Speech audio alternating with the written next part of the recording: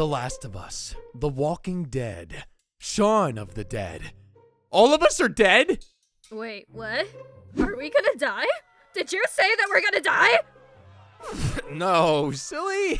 We're gonna be okay. Well, for now at least. Oh, would you look at that? It's my bedtime. I sure can't wait to go fishing in the morning. Who knows? I might even catch a clownfish. We just have to sleep through the night. What could possibly go wrong? Yikes, scary stuff. But that got me thinking. I wonder if a pipsqueak like Greg could survive a zombie apocalypse. Well, bucko, that's what we're gonna find out today. So what are we waiting for, huh? Let's dig right in to Diary of a Wimpy Kid Zombie Apocalypse. Monday. Today started off as a normal day. Me and my best friend Rowley were playing Twisted Wizard in my bedroom when a strange newscast interrupted our gameplay. Breaking news. This is Rose Estrella reporting live from Plainview. Judgment Day is upon us all as the dead are rising from their graves in large swarms. Oh no. There's one right behind you. Charles! Ah! You're not gonna fool me. Holy crap. What happened? I hope they're okay. Rowley seemed pretty scared, but I was able to convince his fat ass that it must have been some sort of prank. About 20 minutes go by, and me and Rowley both hear some noises coming from downstairs. At first, I thought it was Mom and Dad, but they wouldn't usually make so much noise. I then shrugged it off as being Roderick, moving some of his band equipment about. But just as I thought that, I started to hear faint groaning noises. Rowley started to cry as he thought it was a spooky ghost. Myself, being more rational, thought it could have been someone who was hurt.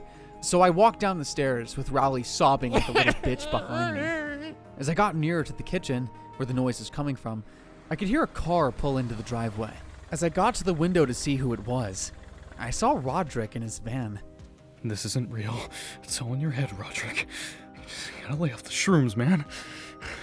I noticed how scared Rodrick looked, which was really surprising to me. When I heard Rowley start to scream. As I turned around, I saw someone had grabbed onto Rowley and was trying to bite him.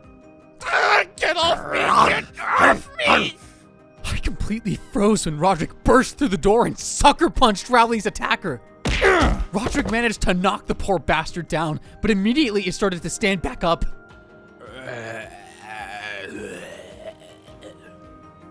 Mother of God. I lifted Rowley off from the floor, and the three of us ran into the kitchen. I slammed the door just as that thing was about to run headfirst into me, grinning its teeth like it was going to bite me. Rodrick didn't even give it a second thought before he threw the fridge in front of the door. I immediately yelled at him for doing something so stupid, but he just said that I should be thanking him for saving my life. You should be thanking me. I just saved your life. I had to admit he was right. If he hadn't been there, God knows what would have happened to me and Rowley. I then pulled out my phone and tried to phone for the police. However, the call just kept cutting out, saying that an operator was unable to take my call. This was bullshit. I turned to Rodrick and asked what was going on. He told me that the zombie apocalypse had just happened and that the dead are walking the streets. At first, I didn't believe him. Until I remembered what had attacked Rowley. It then all made sense. Roderick said that the first thing we should do is secure the house and kill the zombie in our hallway. I told Roderick that it was a really good idea, but that I had no idea how we were going to kill the zombie. Roderick suggested we find Dad's pistol, while Rowley said that we should just ask it nicely to leave. Obviously, I thought Roderick's idea was better, so we opened the cupboard under the sink and pulled out Dad's gun. I had never held or fired a gun before, so I let Roderick do all the work. This'll do just the trick. Thanks, Pops. God bless America. We all agreed that it would be a really dumb idea to just charge out there to try and kill the zombie, so we came up with a plan where me and Rowley would open the door only enough so the zombie can poke its head through. Roderick's job would be to then kill the zombie by blowing its ugly head off with the gun. It took all three of us to lift the fridge off the floor, and I'd be lying if I told you I wasn't shaking at the thought of opening that door. I looked over to Rowley, who I could tell was about to cry, and gave him a nod. We both cracked the door open, but for some reason, Rowley decided to look through the gap. He began screaming as he let go of the door. Every man for themselves! Whatever was on the other side came flying at me, and I wasn't strong enough to hold it back. Even though I was completely pissed, Rowley decided to bail on me like that. A part of me didn't blame him. This thing was hideous. Roderick must have punched it really hard. In all the commotion earlier, I didn't really get a good look at it, but looking at it stumbling towards me was enough to make me sick to my stomach. And again, I just froze. Roderick ran up to it and put a bullet in its head. Eat lead, sucker! That was enough to send it hurling backwards and onto the ground right next to me. This time, it didn't get back up. After taking a moment to look at this thing's body, I turned to give Rowley a piece of my mind for totally bailing on me just now, and for putting my life into danger. But when I turned, he wasn't there. Me and Roderick both went into a panic thinking he had left the house when I saw his legs poking out from under the table. I want my mommy! I asked him what he was doing, but that triggered some sort of emotional reaction from him, and he started saying how we should just leave him to die. Truth is, Greg, I'm not as strong as you or Roderick, emotionally and physically. The thought of my parents and everybody I love is dead. It's too much. I can't do this. I can't go on. I told him to stop being a wimp and to help me and Roderick board up the windows in case more of those things come. Eventually, the promise of a box of drummies was enough to convince that fat fuck to start helping us. Roderick quickly ran into the garage to get some plywood and tools so we could start barricading the doors and windows of the house, just so no more of those things could get in. One thing we hadn't realized earlier, though, is that noise must attract these things. So when I looked outside, there was a horde stumbling over to our house.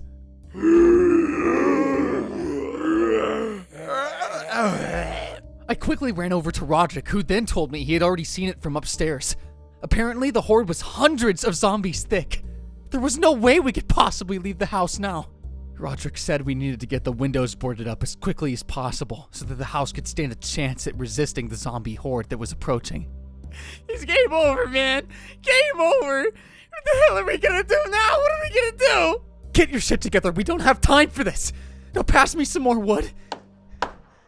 Roderick seemed pretty concerned about the amount of ammunition we had.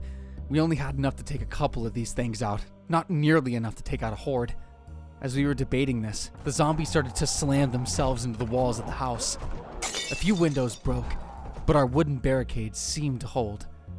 For the moment, we were safe, and I think we all needed to rest. Tuesday. None of us could sleep last night with those things pounding at the walls. There's more of them now.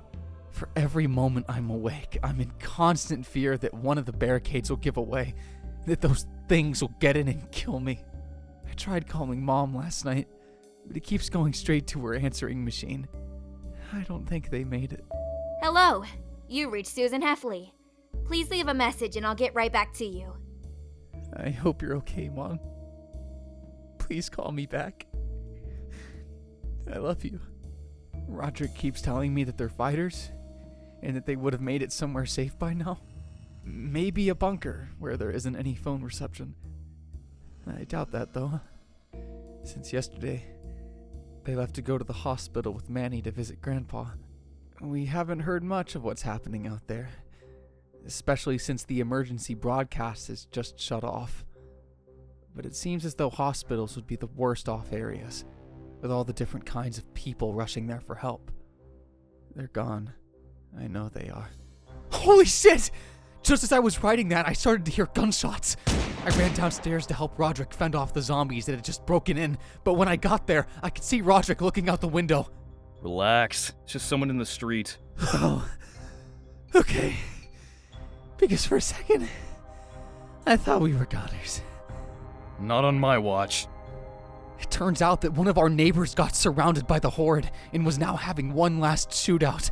Come on! Is that all you've got? Here! His guts didn't stop him from being overpowered by the zombies, however, and he was torn apart in the street. No!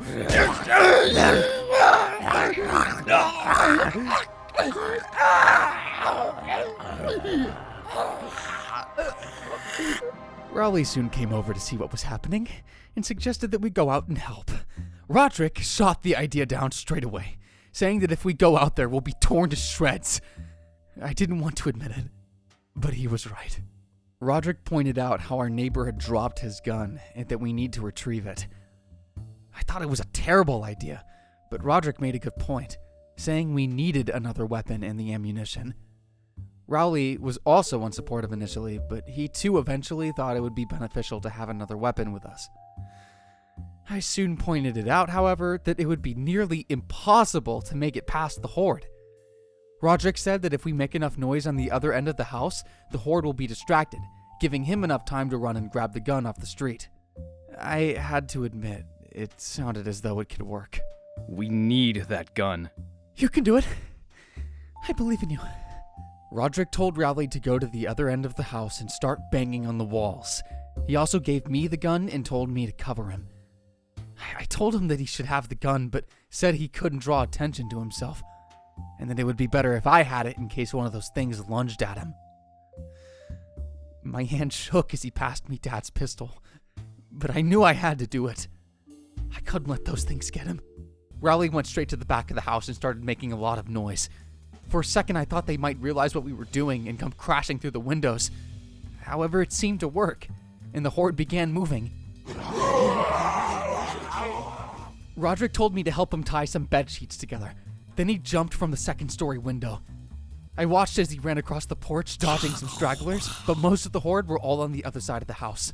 I felt my dad's pistol shake in my hand. I didn't know that I could use it.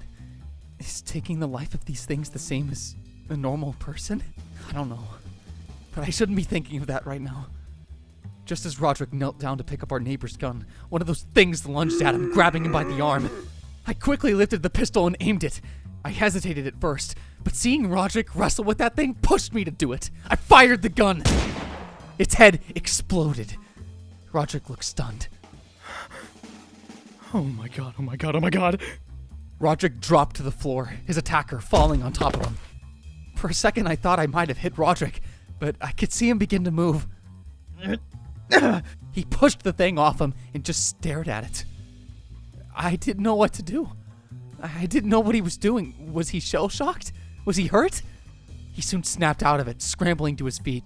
He turned to run, but then looked back and picked up the gun. Luckily, he made it just in time. The horde must have heard the shot. They started pounding at the walls harder this time. They were pissed. Can they get pissed? I don't know. Roderick was covered in that thing's blood. It wasn't red, though, more like a dark brown. He didn't say anything, just turned, and with a blank stare, he left the room. Rowley was a bit shook after hearing the shot, but I comforted him in saying everything's all right. I had to admit it, he did a good job, and I let him know it. It's getting late. I should probably go to sleep. Maybe tomorrow will be a better day. Wednesday. The power went out. The water, too. Luckily, Roderick had the foresight to fill the bathtub with several liters of water. It should last a while. Rowley just so happened to have the radio on just before the power went out. It's not good news. This is an emergency broadcast. The government has collapsed. The president is dead. The virus has spread to every corner of the globe. Fatalities are thought to be in the billions. No help is coming. You're on your own. May God help us all. Well, we're on our own now. Unfortunately, we didn't get to hear the end of the announcement as the radio wasn't battery-powered. Rowley seemed upset. Roderick didn't say anything. I couldn't believe what I had just heard. The government collapsed. It was impossible. Yet we all heard it. I'm starting to think those things outside aren't only attracted to sound. It's almost as if they know we're in here. They pound at the walls, trying to get in. We don't make all that much noise. Definitely not enough to be heard from outside. Sometimes I just sit and look out the upstairs window, and I can see them in the distance. Our house isn't the only house surrounded. I can confidently count at least 6 others. But I can also see those things walking, either towards us or another house. Are they maybe attracted to the sound of the horde? Or do they know we're in here, surrounding us on all sides, pounding at the doors and the walls, waiting for something to break so they can get in? I haven't been sleeping much. We're on day 3 of being stuck in this godforsaken house, and I've had maybe an hour of sleep. It's those things, the sounds they make, groaning, screaming. I swear I heard a few crying. The way they just slam themselves into the house. I can't take it anymore, I just can't. I think Roderick's about to crack. I haven't been able to speak to him since yesterday. What happened on the street really got to him. But earlier he came up to me. He looked sick. I asked him if he was all right, but he didn't answer my question. He instead turned to me and said, You know, you really saved my life the other day. I guess I can trust you with this. It was the gun we risked our lives for. I didn't know what to say, honestly. I didn't even know if I should take it. But with those things scraping and pounding at the walls, I did. Roderick told me he'd only had a couple rounds left in it, and to only use it as a last resort. I told him I understood, and took it. I went to thank Roderick, but he had already left. I checked the magazine, and as Roderick said, it only had a couple of rounds in it. I don't think Dad's pistol has much in it either. I think I should stop saying his name. Maybe call it Roderick's pistol from now on. I don't want to think of what happened to them. I've still had no luck getting into contact with Mom or Dad. I can't hear Mom's voicemail anymore, it just cuts off. I chose not to tell Roderick this.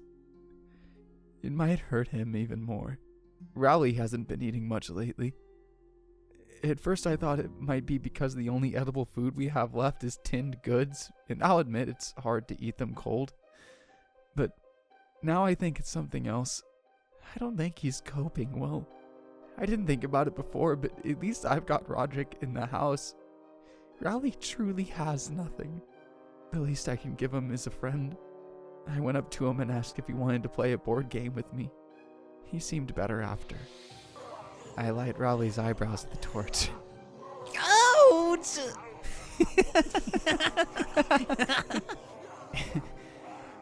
It was the first time we felt normal since it all began. I think we both needed it. After our game, I went to go find Roderick.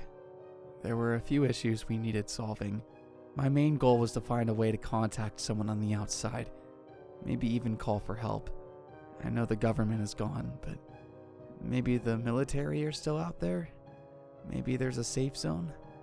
There was only one way to find out. Grandpa's old radio is in the basement. I just don't know where. I walked down the stairs to find Roderick, but I couldn't see him. That's when I saw something. Something was on the basement table, covered with a sheet. I edged closer and pulled it off. I screamed. It was one of those things from before. The one Roderick shot. I had assumed Roderick had dumped it outside before the horde arrived, but here it was. It wasn't as it was before, though. Its head was almost completely shattered from the bullet, but its chest was open. And I mean completely open, like someone was... You weren't supposed to find out like this. Rodrick had cut it open, and it started to look through its organs. I was shocked. I didn't know what to say. Rodrick didn't either. He just looked at me. I spoke first after that. Asked him what the fuck he was doing. What's gotten into you? I needed to know how they run, how they survive. I checked if their organs worked like normal. They don't. I told him what he was doing was sick. This thing, it was a person. And now you're digging through its chest. Roderick didn't seem too fazed at what I had said. I think he's had a lot of time to think about it. Is this why he looks so sick? I asked him what he meant by their organs don't work. He told me there's no possible way they can be alive. Their organs were rotting. Their stomachs can't store food. I was skeptical. They walk, they talk, sort of. They're upstairs right now, pounding at our walls. I know this because my head feels like it's going to explode from all the noise. But Roderick said he was right. These things are dead. I still didn't know what this meant. Roderick explained further, saying these things aren't killing for food. They're killing for the sake of killing. I didn't know what to say. I didn't think about it all that much, but if that were true, those things outside really are here just to kill us. Roderick began to sob. I think he could see the expression on my face. I had hope that eventually those things would move on, leave our home, and go someplace else. Maybe then we could have escaped, but we were stuck. They're here to kill us. They're not going to leave. I asked Roderick if he thought they knew we were in here. He said he thinks so. It's as if they have a sixth sense. They just know we're here. It's what I had thought before, but hearing it from someone else made me sick to my stomach. I left Roderick down there. I didn't say anything else. I didn't tell Rowley what I had just heard. I thought it might destroy him. Hey, what's up, Greg? Oh, nothing. I went back to my room and looked out the window. There, I can just watch them. Like before, I can see them. More of them. Slowly walking towards us. I didn't want to believe it. But this is hell on earth. Thursday. Food. Gone. Water. Low. Mom was meant to go grocery shopping before all this happened, which means we've officially ran out of food. I haven't seen Roderick since yesterday. I don't really want to see him. Rowley just sleeps most of the day. I can't blame him. Without food, I'm really tired too. I didn't find Grandpa's radio. Dad must have gotten rid of it some time ago. I think we've lost something. Something worse than losing our food. It's like we've all lost hope. I don't believe rescue's coming anymore, and neither does Rowley. I don't think Roderick ever did. I told Rowley we have to get out of here. He asked me how. I do have one idea. Hey, Roderick, I need your help. Can't you see I'm busy? I told Roderick I had an idea. He told me to get lost, but I kept talking. I said if we could get his van into the garage, we could use some of Dad's tools, reinforce it, and drive through the horde. Roderick turned. He looked surprised. Then he thought about it. He said the only problem would be first getting the van into the garage. I'd also thought of that. I suggested we do as we did before, with Rowley banging on one side of the house while we jump out the front. Roderick said that there was too many now, that it would be impossible to get them all into our backyard again. Just then, Rowley came down the stairs. I think he might have heard what I was saying. He said he liked the plan, and even suggested we do the noise distraction again. Roderick repeated what he had said. Rowley chimed in again, saying, What if we did it at night? Roderick said it could work. If he snuck past the horde in darkness, they might not see him. I'd even seen from upstairs there weren't that many by the van itself. They were mostly on the street and at the walls of our home. I told Roderick it still might be worth Rowley making a loud noise towards the back of the home, drag some of those things away from the front. Roderick seemed to agree. We set out a plan. 1. Rowley makes a loud noise at the back of the house. 2. Roderick jumps onto van. 3. Greg opens garage. Roderick insisted he jump from the second-story window onto his van instead of leaving through the garage. He said there would be less chance of them seeing him. I was more worried about him breaking a leg or something, but he said there was no other way. Rowley seemed happy about making another loud noise at the back of the house again. My job was to open the garage door, let Roderick in, then close it before any of those things got inside. Roderick told me he would have his gun on him, but he won't use it unless he absolutely has to. He told me the opposite. He said when I open that door, if any one of them is trailing after him, shoot it. I wasn't sure how I felt about that. I'd already done it once before. Could I do it again? Roderick didn't let me ask, though, as he hurried off to get ready. Tonight, we do this. Thursday, 11 p.m. Roderick's getting ready. He's putting black tape over his arms. I asked him why, but he didn't answer me. Rowley seems more nervous than usual. The house has taken one hell of a beating. All of the downstairs windows are broken. We've had to put a lot more wooden barricades over them to make sure those things don't come flying in. The walls have begun to crack. Bits of plaster lay on the floor. They've definitely torn off the wood panels from outside. I think Rowley's scared it won't hold much longer, and to be honest, I'm scared of it too. I don't know how much longer this house is going to stand. Eventually, they're going to come flooding in. Let's just make sure we're not here when they do. It's dark outside. Really dark. Since this has all began, I haven't been up that late.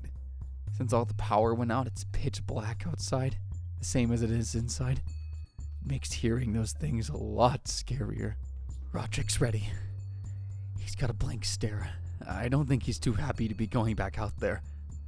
I reassured him, saying I've got his back in case anything happens. Joshie will look over you. I've got your back in this. Greg, I know. But if I don't make it back, make sure you do everything you can to No! I know what you're gonna say. And I won't leave you behind. You're all I have left. I know. It didn't seem to calm his nerves. I can't say I blame him. Looking out into the thousands of faces in the horde makes me sick to my stomach. I couldn't imagine going out into them. Rowley said he was ready. It was go time. Rowley started hammering the walls, creating a really loud noise again. It worked. The horde began moving away from the front of the house. Yeah, you monsters, come get a taste of me! Do it! Do it! Come eat me! I'm right here! Come on, do it now! Eat me!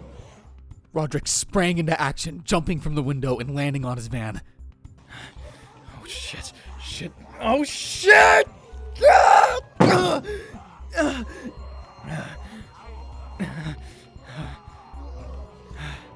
Okay. Focus, Roderick. Focus. He then jumped onto the floor, opening his van. That's the last thing I saw. I rushed downstairs and into the garage, and I waited for the signal. Roderick said he would honk his horn when ready. Finally, I heard it. I lifted the garage door by hand since the power was down, the switch no longer worked. Roderick reversed his van as quickly as he could, flying past me by inches. I threw the door back down, just as they started slamming against it. Roderick was ecstatic. We did it.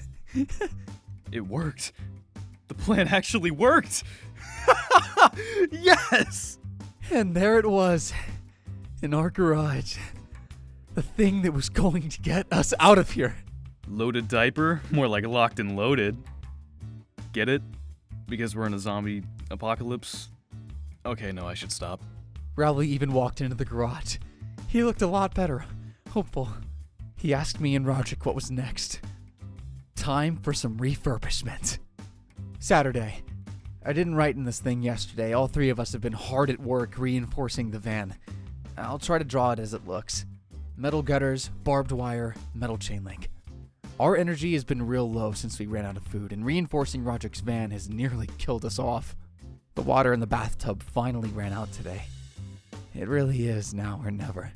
We've spent the better part of the morning loading the van with useful items, weapons, medical supplies.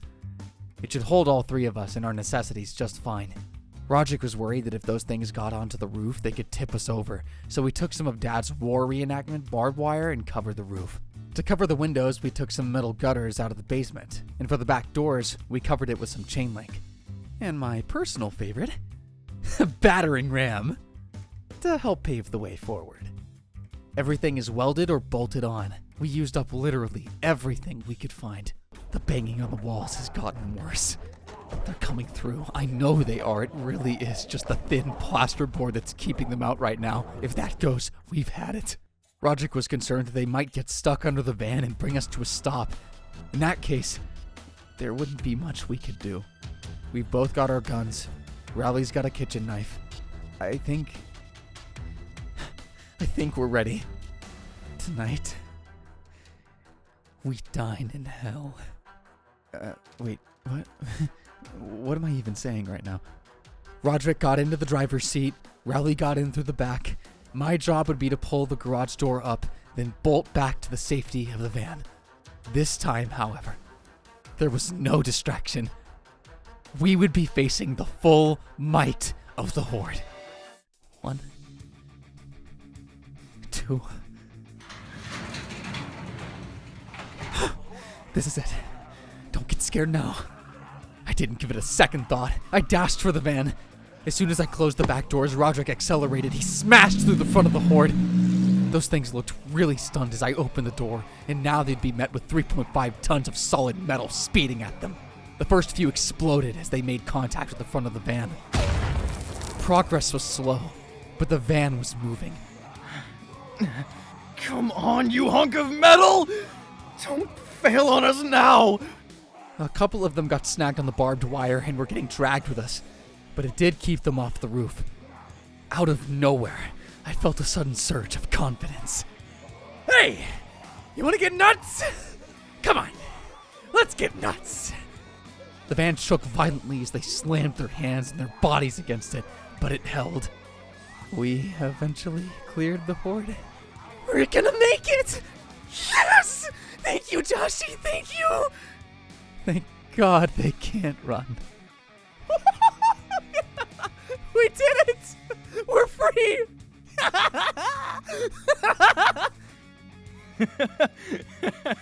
Whoa! Heck yeah! I looked back one more time to the shattered remnants of my home. It looked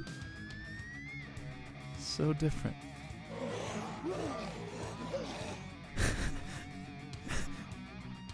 For the first time in a long time, I'm excited.